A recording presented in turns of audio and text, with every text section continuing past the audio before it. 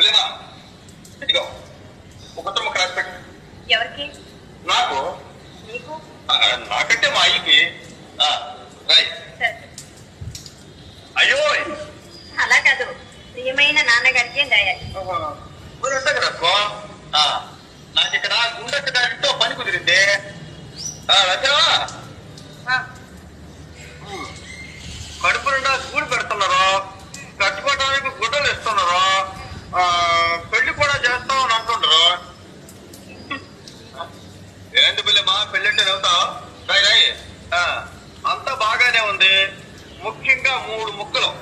ఇక్కడ బుల్లెమ్మనే ఒక మంచి అమ్మాయి ఉంది. నా సంగతి ఎందుకు లేదు? సంగతి ఏంటి, నా సంగతి ఏంటి రాయమంటుంటే? రాయ్ రాయ్. బుల్లెమ్మకి నేనంటే చాలా ఇది అంటే ఇది.